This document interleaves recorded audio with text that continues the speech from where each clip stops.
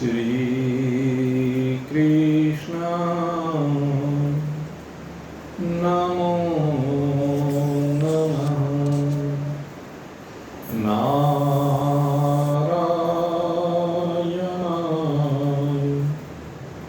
नमो नमः। गोविन्दाय नमो नमः। काक्षन्तः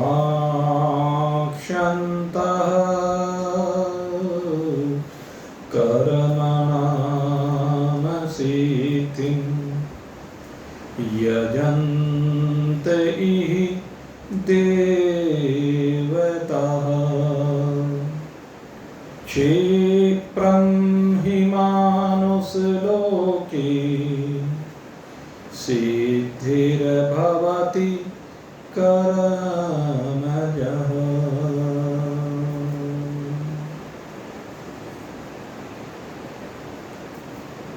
उपस्थित परम सौभाग्यशाली भगवत रस रसिक भगवत भक्त वृंद, कल आपके सामने भगवान श्री कृष्ण के मुखारविंद से श्रवित उस दिव्य रहस्य को प्रकट किया गया था कि जो भगवान को जिस भाव से भजता है, भगवान भी उसको उसी भाव से भजते हैं। भगवान किसी के साथ भेद नहीं करते। भगवान सबकी भावना के अनुसार अपने आप को उसी रूप में प्रकट कर देते हैं। बच्चों के लिए भगवान बच्चे बन जाते हैं,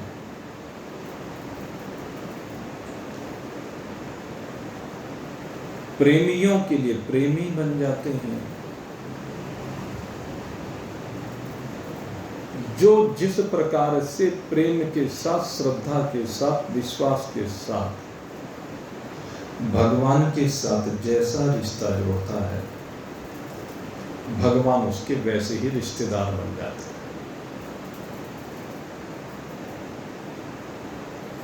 भगवान को शांभु मनु और शत्रुपा क्या चाहते हैं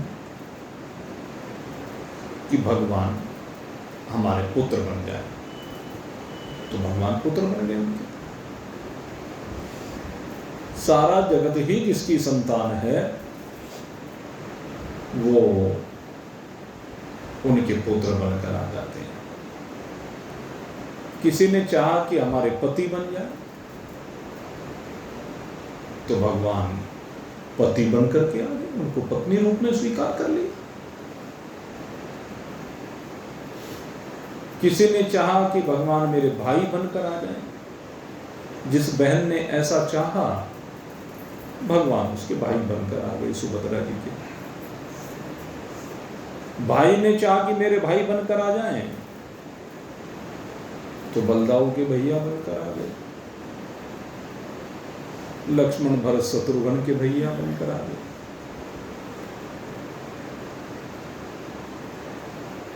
भाव कहने का ये है कि जिसने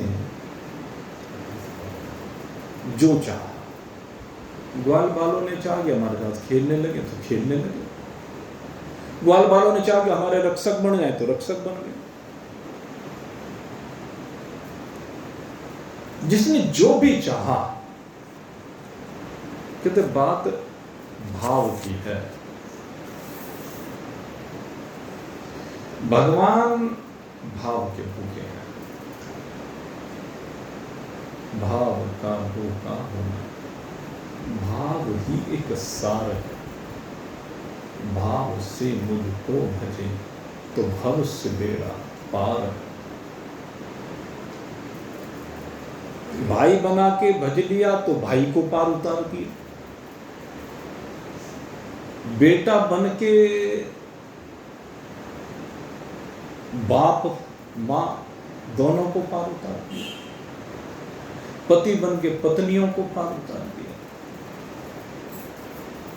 भगवान बनकर भक्तों को पार उतार दिया।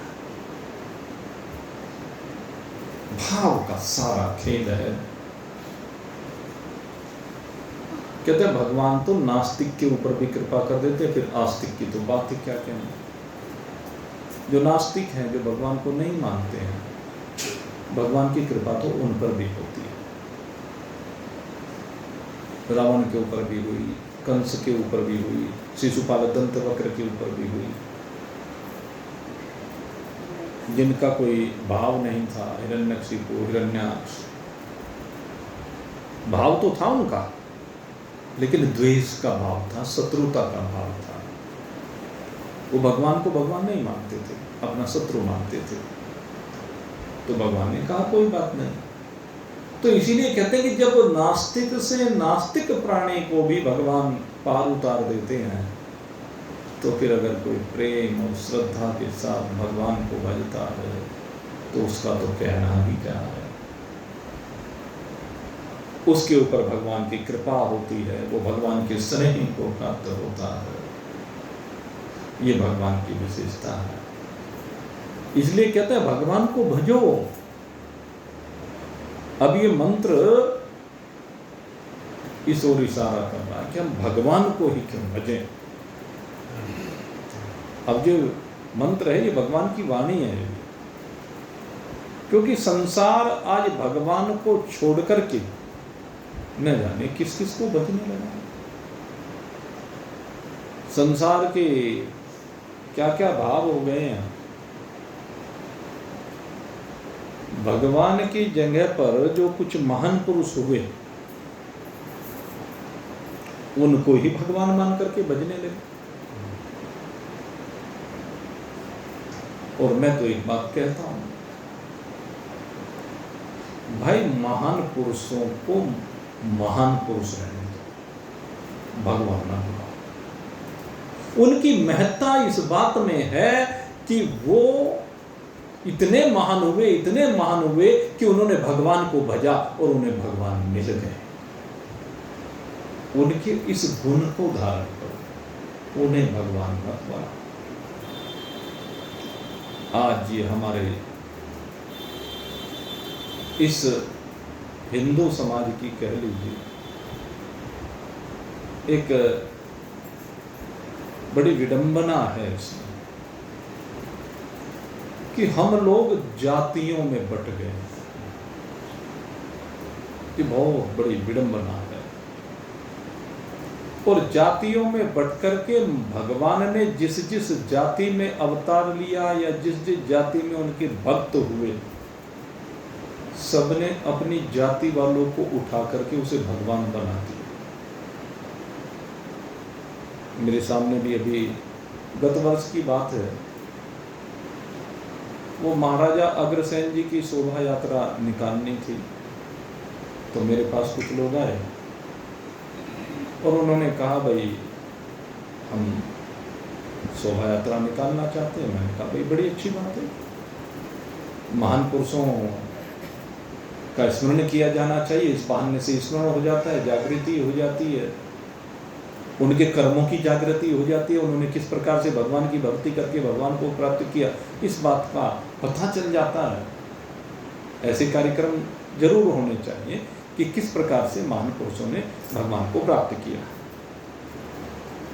लेकिन उन्होंने एक शब्द लगाया, भगवान।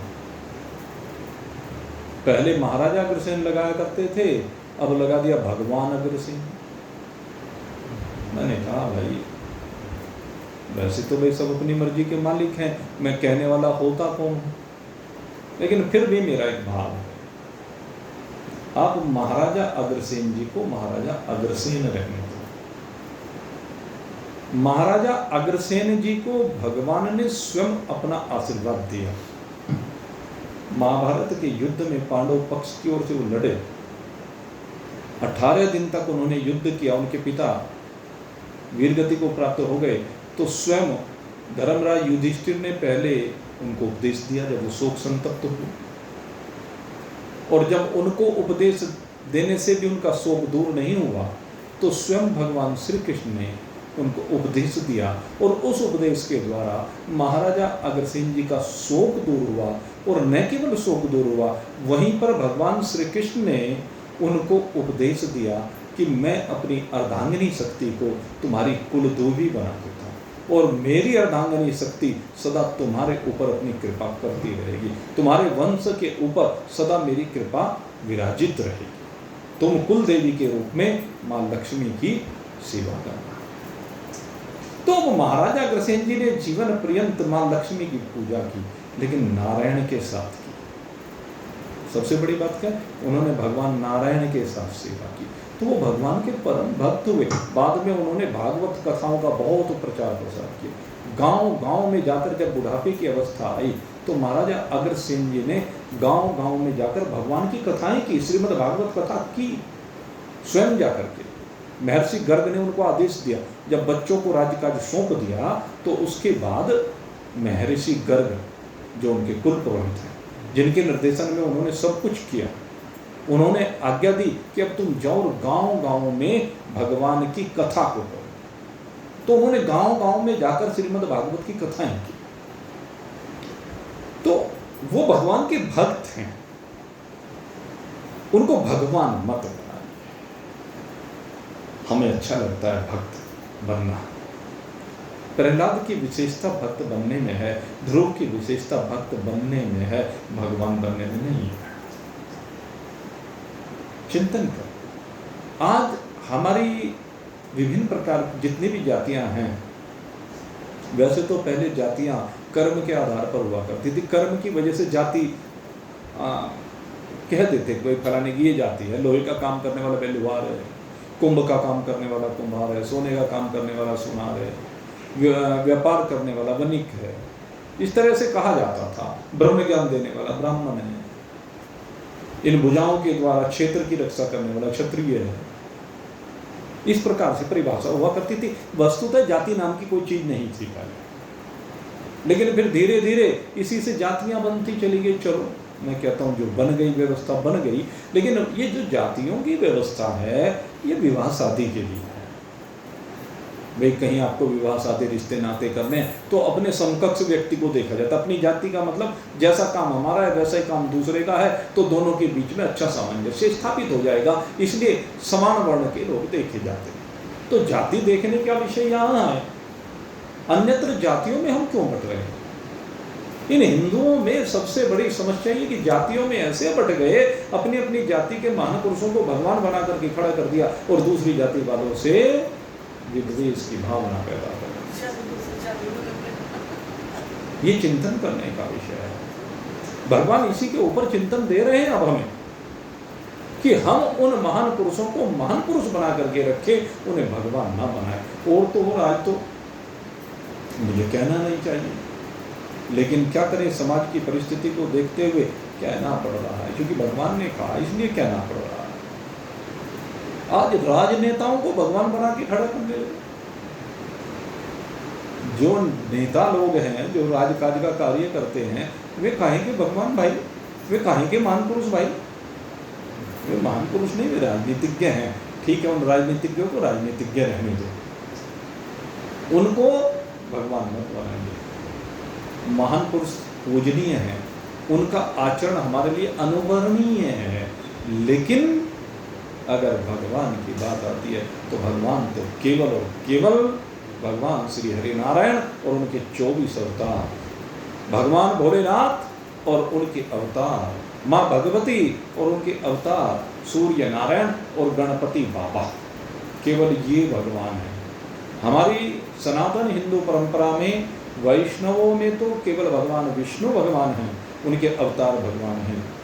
शैव में भगवान शंकर भगवान हैं और शाक्तों में माँ भगवती भगवान हैं। लेकिन स्मार्ट लोग 5 को भगवान मानते हैं, इनमें सूर्य नारायण और गणपति बाबा को भी भगवान माना जाता है। तो हम केवल इनको भगवान मान करके इनको भगवान के रूप में पूजा करें। रहे बाकी सहायक, बाकी है सहायक, सहायक को सहायक के रूप में मान लो। जो उनका अनुकरण करने वाले हैं वो भी वास्तव में पूजनीय हैं, वंदनीय हैं।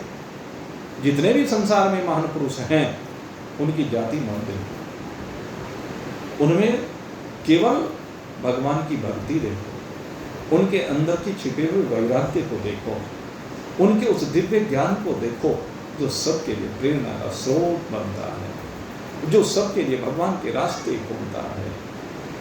चिंतन करके देखें, हमारी ये कांवड़ यात्रा इस समय चल रही है। ये कांवड़ यात्रा एक बहुत बड़ा संदेश हमें देकर के जाती है। कांवड़ यात्रा में एक ब्रह्म ज्ञानी की दृष्टि है। हर व्यक्ति ब्रह्म ज्ञानी हो जाता है कांवड़ यात्रा में। जो कांवड़ियों की सेवा करता है वो ब्रह्म ज्ञानी के भाव से संयुक्त होता है। और मैं कहता हूँ वेदांत को अगर देखना है तो कांवड़ यात्रा में देखना, वेदांत की पराकाष्ठा है कांवड़ यात्रा। हमारे वैसे तो जितने भी उत्सव हैं वो सारे के सारे वेदांत की पराकाष्ठा है। चाहे होली में देख लीजिए, होली में भी सब एक हो जाते हैं, सारे भेद मिट जाते हैं। जहाँ पर सब भेद मिट करके केवल एकमात्र से चले जाए, जहाँ पर सारे भेद मिट जाते हैं, एक कांवड़ यात्रा। और क्या रह जाता है? एक भोला रह जाता है, कोई है ही नहीं दूसरा, कोई जाति नहीं, कोई संप्रदाय नहीं, केवल सब भोला भोला भोला, बम बोले बम बोले। इसके अलावा कोई बात ही नहीं होती। सब में एक भगवान शिव का स्वरूप दिखाई देता है। यही है ब्रह्म ज्ञान। कल मैंने आपसे बताया था, दृष्टि ज्ञानमय कृत्वा पश्चित ब्रह्ममय जगत। जब हमारी दृष्टि ज्ञानमयी हो जाती है तो चराचर जगत परमात्मय हो जाता है, ब्रह्ममय हो जाता है। तो ये कांवड़ यात्रा में क्या, सारा जगत शिवमय हो जाता है। सारे जगत में केवल शिव के अतिरिक्त कुछ दिखाई ही नहीं देता। इसलिए मेरे मित्रों, बंटना बंद करो। हमें बंटने की आवश्यकता नहीं है, संगठित होने की आवश्यकता है। जब हम बंट जाते हैं तो हमारे इस बंटवारे का दूसरे लोग फायदा उठाते हैं। आतताई लोग आते हैं, आतंकवादी लोग आते हैं, मलेच्छ लोग आते हैं, यवन लोग आते हैं, अंग्रेज आए, इनको गरुड़ कहा गया। इनको हमारे यहाँ श्रीमद् भागवत में गरुड़ कहकर के संबोधित किया गया। ये लोग आए और आकर के हमारे बंटवारे का फायदा उठाया। अगर हम संगठित रहते तो क्या मजा थी, किसकी हिम्मत थी। आज तो चलो कहते परमाणु बम चल गए भाई, ऐसी मिसाइलें चल गई, कुछ भी घर बैठे कर सकते हैं। पहले ऐसा नहीं था, पहले तो लाठी डंडे तलवारों की लड़ाई होती थी। और जहाँ तक युद्ध की बात है, युद्ध शैली तो भारत से बढ़ करके कहीं दूसरी दुनिया में कहीं रही ही नहीं। लेकिन फिर भी वो हमारे ऊपर हावी क्यों गए? क्योंकि फूट डालो और राज करो। हमें जातियों में बांट दिया गया, आज भी यही काम हो रहा है। और इसी बिखराव का फायदा वो लोग उठाते हैं और हमें नुकसान होता है। तो हमें इस दिशा में जरूर चिंतन करना चाहिए। क्योंकि भगवान क्या है, कारण क्या है, हम बंटते क्यों हैं? क्योंकि हमारी कामनाएं भिन्न प्रकार की हैं, हमारी इच्छाएं भिन्न प्रकार की हैं, अनेक इच्छाएं हमारी होती हैं। उन इच्छाओं के कारण से हम बढ़ते चले जाते हैं। अपनी इच्छाओं पर नियंत्रण करने की जरूरत है। भगवान ने कहा कि हमें छोड़ करके लोग छोटे छोटे लोगों के पीछे भागने लगते हैं। काक्षन्तः कर्मणां सिद्धिं यजन्त इहि देवताः। कहते जो लोग सिद्धि चाहते, सिद्धि माने अपना कुछ भला चाहते। कैसा भला? लौकिक भला, लौकिक संपदा, लौकिक मान पद प्रतिष्ठा। तो वो क्या करते हैं? कहते ऐसे लोग एक थ्योरी में विश्वास करते हैं। और वो थ्योरी क्या है कि कर्म करो और फल पाओ। ये जो मनुष्य योनि है, इसमें कर्म करने की शक्ति दी है। सबको नए कर्म करने का अधिकार दिया है। और शास्त्रों में जो बात कही गई है, उस शास्त्रों की बात को अलग तरीके से अपने आप परिभाषित कर लिया है। क्या कहा? कर्म प्रधान विश्व करि राखम, कर्म प्रधान विश्व कर राखम, जो जस करहि सो तस फल चाखम। किन शास्त्रों में कहा गया कि संसार कर्म प्रधान है। जैसा व्यक्ति कर्म करता है वैसा इसको फल मिलता है। और ये सामान्यतः लोक में देखने में भी आता है कि व्यक्ति जैसे जैसे कर्म करता चला जाता है उसको वैसा वैसा फल मिलता जाता है। इसकी वजह से उसके मन में एक बात बैठ गई है कि कर्म किए बिना कोई भी वस्तु हमें प्राप्त नहीं हो सकती। जो भी कुछ प्राप्त होता है वो कर्मों से प्राप्त होता है। संसार की सामग्रियों के लिए तो चलो ठीक है, ये बात वो मानते हैं कि संसार का सामान कर्म करने से मिल जाता है, लेकिन वो सोचते हैं कि भगवान की प्राप्ति भी कर्म से ही होती है। भगवान भी कर्मजन्य है। तप, ध्यान, समाधि, कहते ये करने से भगवान मिलते हैं। और उसका कारण क्या है? क्योंकि लौकिक प्राणी की जो दृष्टि होती है वो साधारणतः है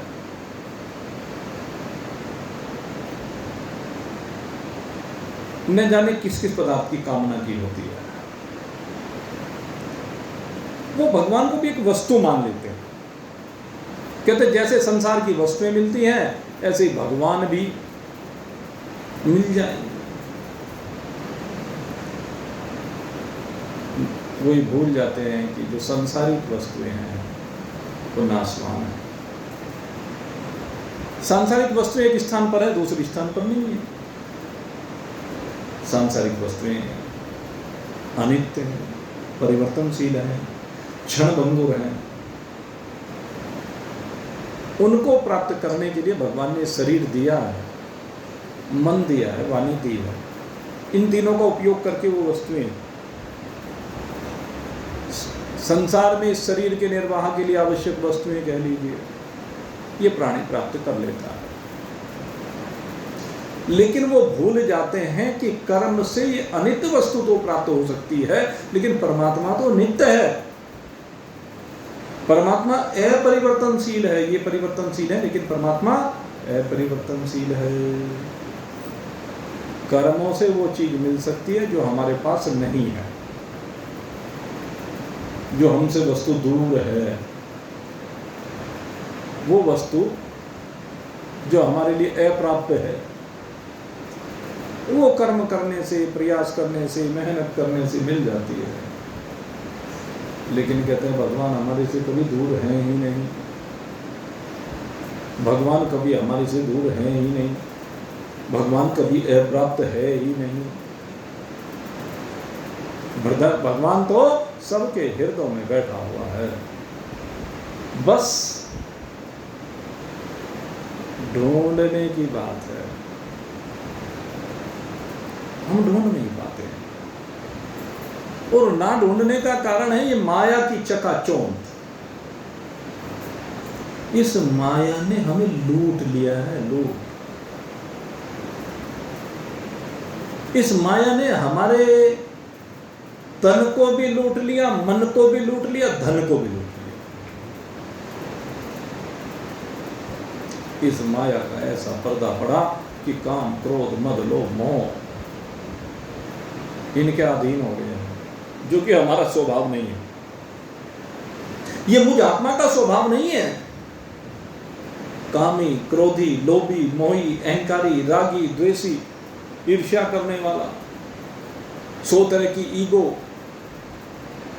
ये मेरा स्वभाव नहीं है। ये दूसरे के स्वभाव को अपने में आरोपित कर लिया है, दूसरे के मान को अपने अंदर भर लिया है, और इसी कारण से इस दूसरे ने हमें लूट लिया। बड़े बड़े ऋषि मुनि संत महात्मा सबके मन मन सिज हरे, धरई न काहू धीर। कहते कामदेव ने सबको लूट लिया है। इस कामदेव ने किसी को छोड़ा नहीं है। ये काम ऐसी चीज है जिसने बड़े बड़े ऋषियों को लूट के रख दिया है। इसने ब्रह्मा को नहीं छोड़ा, शंकर को नहीं छोड़ा, इसने पराशर को नहीं छोड़ा, श्रृंगी को नहीं छोड़ा, इसने विश्वामित्र को नहीं छोड़ा। ब्रह्मा लूटे शिव जी लूटे, ब्रह्मा लूटे शिव जी लूटे, नारद मुनि पे पड़ी है पछाड़, रमैया की दुल्हन ने लूटा बाजार, लूटा बाजार सारा लूटा बाजार, रमैया की दुल्हन ने लूटा बाजार। सुरपुर लूट नागपुर लूटा, सुरपुर लूट नागपुर लूटा, तीन लोक मची हाहाकार, रमैया की दुल्हन ने लूटा बाजार, रमैया की दुल्हन ने लूटा बाजार। कन फूका काशी में लूटे, कन फूका काशी में लूटे, और योगीश्वर लूटे करत विचार, रमैया की दुल्हन ने लूटा बाजार, लूटा बाजार सारा लूटा बाजार। श्रृंगी की मृंगी कर डाली, श्रृंगी की मृंगी कर डाली, और पाराशर को उदर विदा, रमैया की दुल्हन ने लूटा बाजार, लूटा बाजार सारा लूटा बाजार, रमैया की दुल्हन ने लूटा बाजार। सबको लूट लिया, किसी को छोड़ा नहीं। हनुमान जी ने तुलसीदास को देखा कि रामायण लिखनी बंद कर दी, आए कहने लगे किस क्यों रामायण नहीं लिख रहे हो? बोले किसके लिए लिखूं जब सब मार दिए काम ने। कहने लगे नहीं, कुछ ऐसे हैं ते उबरे ते ही काल महू जिन राखे रघुवीर। माया के इस खेल में वो बच गए जिन पर राम जी की कृपा है। हम तो बच गए संत कृपा से, हम तो बच गए संत कृपा से, नाम डोर ले उतरे हैं पार, रमैया की दुल्हन ने लूटा बाजार, लूटा बाजार सारा लूटा बाजार, रमैया की दुल्हन ने लूटा बाजार। कहत कबीर सुनो भाई साधु, कहत कबीर सुनो भाई साधु, इस ठगनी से। कौन ठगनी? ये माया रूपी ठगनी जो तुम्हारे सबके अंदर बैठी हुई है। इस माया रूपी ठगनी से, इस ठगनी से रहना होशियार, रमैया की दुल्हन ने लूटा बाजार, लूटा बाजार सारा लूटा बाजार, रमैया की दुल्हन ने लूटा बाजार। भगवान यही समझा रहे हैं, ये जो कर्मों के द्वारा संसार के भोगों को पाने की इच्छा है कि नहीं, ये ही तुम्हारे विनाश का कारण है। भगवान को छोड़ करके इस चक्कर में लग रहे हो, छोटे छोटे देवताओं को पूजते फिरते हो, नौकरों को पूजने लगे भगवान को छोड़ करके, मालिक की जगह नौकरों की पूजा होने लगी। जो छोटी छोटी सी सिद्धियां किसी ने प्राप्त कर ली, उन्हें ही भगवान समझने लगे। ठीक है, उनके लिए एक अच्छी बात है, वो सिद्ध पुरुष हैं, उनका सम्मान है, लेकिन भगवान की जगह पर उनको बैठा देना। आज पता नहीं कलयुग में कितने देवता पैदा हो गए, यजंत ही देवता। किन देवताओं को पूजने लगे हैं, कितने देवता बना दिए हैं भाई, पता नहीं कितने देवता, असंख्य देवता। अरे महान पुरुषों ने जो शुभ कर्म किए हैं उनसे प्रेरणा लीजिए। महान पुरुषों की मूर्तियां रखनी है, रखिए, कोई दिक्कत नहीं, लेकिन भगवान के स्थान पर है, भगवान के चरणों में रखो। वो भगवान के चरणों के दास हैं, उनको चरणों के दास बने रहने दो। चरणों के दास बने रहने में उनकी महत्ता है। आज भाई पता नहीं कितने वो कलियुगी देवता खड़े हो गए हैं, और कितनी भीड़ रहने लगी है उनके दिनों में।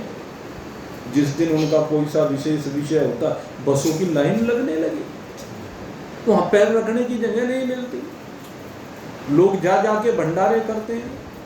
भंडारे करना अच्छी बात है, परोपकार है, लेकिन भगवान की जगह उन भगवान के भक्तों को पूजने लगे। भगवान की मूर्ति को एक तरफ कर दिया, उनको रख दिया।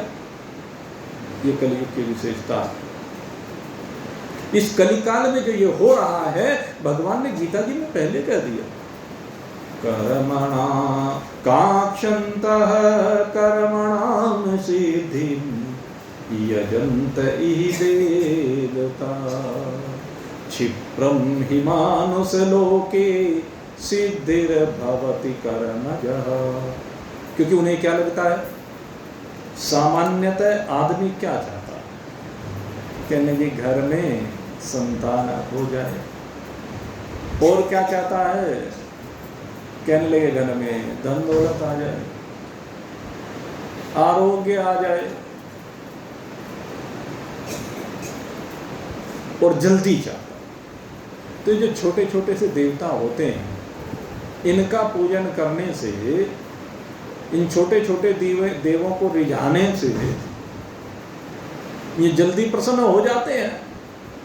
अब सोचो, प्रधानमंत्री को खुश करना हो और उनके किसी मंत्री को खुश करना हो, तो दोनों में कितना अंतर है। प्रधानमंत्री इतनी जल्दी तो खुश होंगे नहीं, मंत्री जल्दी हो जाएगा खुश। फिर एक मंत्री है और एक विधायक है या एमपी है, एमपी जल्दी खुश हो जाएगा मंत्री के मुकाबले। इस तरह छोटे छोटे से तो हम नौकरों को पूजने लगे, जबकि आवश्यकता किसे है, भगवान को पूजने की। हम सोचते हैं कि इनसे ही काम बन जाएगा। नहीं भाई, ये लौकिक जगत में तो आप भले ही कुछ मान लें, लेकिन अगर पारमार्थिकता की हम बात करें, अगर यदि हम उस दिव्यता की बात करें, कौन सी दिव्यता, जो जन्म मरण के चक्र से बाहर ले जाने वाली है, तो हमें क्या करना होगा, ये ग्राहक और दुकानदार के संबंध को खत्म करना पड़ेगा। छोटे छोटे देवताओं को क्या करते हैं आप, खुश करने के लिए बलि चढ़ाते हैं। ये प्रसाद एक बलि ये है। बलि का मतलब वो मत समझना, वो हमारे शास्त्रों में कहीं विधान नहीं है कि जो ये पशु पक्षियों की बलि चढ़ाते हैं, ये हमारे शास्त्रों से बाहर की उपज है। हमारे यहाँ तो समर्पण, बलि वैश्व यज्ञ होता है। बलि वैश्व यज्ञ में मीठे चावल की आहुति दी जाती है। जब हम प्रसाद बनाते हैं तो प्रसाद में मीठा, अन्न और मीठा दोनों चीज का भोग लगाया जाता है। यही तो प्रसाद होता है जिसको हर व्यक्ति खा सके, जो सबके लिए आरोग्य प्रदाता हो। यही तो प्रसाद होता है। लेकिन यहाँ भी विकृतियां आ गई। किसने बनाई, कैसे बनाई, वो राम जी जाने, हमें नहीं पता। लेकिन हम तो ये कहते हैं विकृति अगर आ गई और हमारी समझ में आ गई तो इसे दूर कर लो भाई। प्रसाद हो, भगवान को समर्पित किया जाए। लेकिन हम लोग क्या करते हैं, इन सांसारिक वस्तुओं के लिए इन छोटे छोटे देवताओं के चक्कर में फंसे रहते हैं, इन नौकरों के चक्कर में फंसे रहते जो भगवान के नौकर हैं, और भगवान को भूल जाते।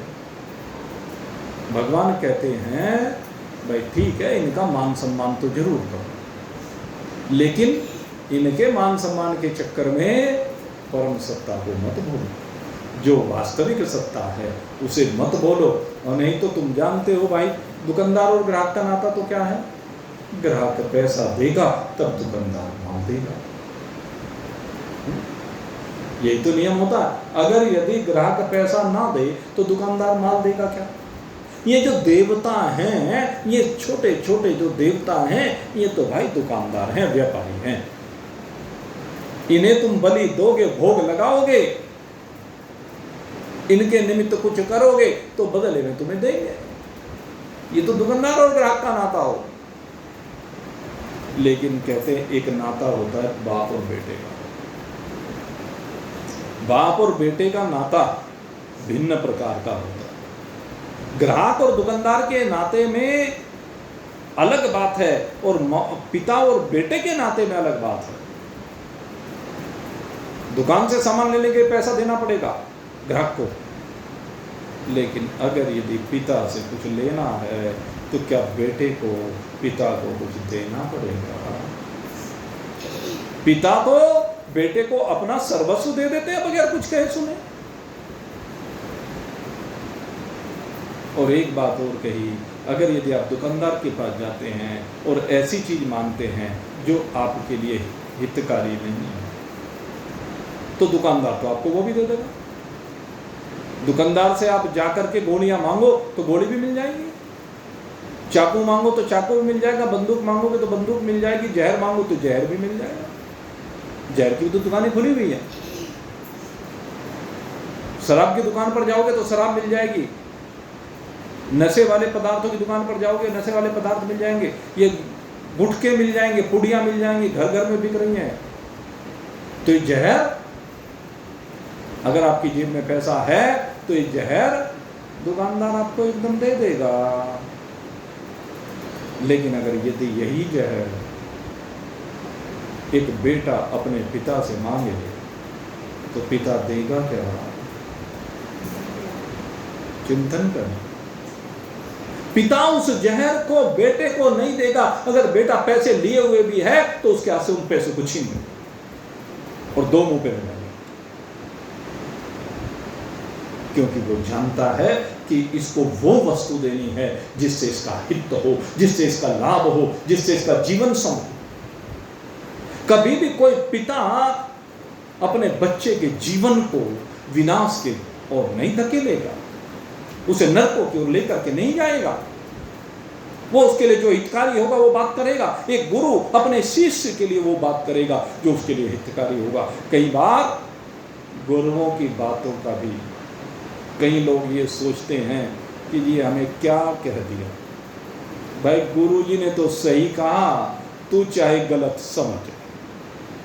गुरु जी कभी बुरा नहीं चाहते ही नहीं, उनके मन में भाव ही नहीं है कि मेरा जो भी शिष्य मेरे पास आया है वो भक्त है, वो भगवान को प्राप्त करना चाहता है और मेरा दायित्व है कि मैं उसे भगवान की राह पर लगाऊं, ये इधर उधर उसको रास्ते से भटकने ना दूं। ये जो इधर उधर भटक रहा है, ये जो छोटे छोटे दुकानदारों के चक्कर में फंस रहा है, कहते इनसे बाहर निकालो। जैसे पिता अपने बेटे को, उसके हित को सर्वोपरि समझता है, उसको ध्यान में रखता है, तो यही बात यहाँ पर कह रहे हैं कि भगवान हमारा सबसे बड़ा पिता। देखो संसार में 3 पिता मिलते हैं, आपको बताया। तीन पिता हैं संसार में। एक पिता तो वह है जिसके अंश से यह जीव इस संसार में प्रकट होता है। पहला पिता वो लौकिक पिता कहा जाता है, और वो लोक की संपत्तियां इसे प्रदान करता है। तो एक पिता तो ये है। इससे बड़ा पिता होता है गुरु। अगर कोई ब्रह्म ज्ञानी है तो इससे बड़ा पिता है, और वो पिता भी अपनी सारी संपत्ति अपने शिष्य को देता है। लेकिन कौन सी संपत्ति देता है? वो आध्यात्मिक संपत्ति देता है। उसके पास जो भगवान का प्रेम है वो उसको वो देता है। और जो आध्यात्मिक गुरु देता है उस संपत्ति को ग्रहण करने के बाद हमें तीसरे पिता की प्राप्ति होती है। ये तीसरा पिता वो परम पिता है जिसकी कल चर्चा आपसे की गई थी। महादेवो महानतम देवो भव। जो भगवान हैं वो सबसे श्रेष्ठतम देव हैं, उनसे बड़ा कोई देव नहीं है। और एक बार यदि उनकी प्राप्ति हो गई तो संसार में कुछ भी है प्राप्त नहीं, क्योंकि जो भी कुछ प्राप्त करना चाहता है वो सब उन्हीं से प्रकट हुआ है, वो सब उन्हीं का रूप है। सर्व खलविदम ब्रह्म, ये जो कुछ भी है वो सब ब्रह्म रूप है। ये जो भी कुछ है इस सब में ब्रह्म ही समाया हुआ है। ब्रह्म के अतिरिक्त और कुछ है ही नहीं। ब्रह्म ही एक ब्रह्म अनेक रूप में हमारे सामने प्रकट हो जाता है।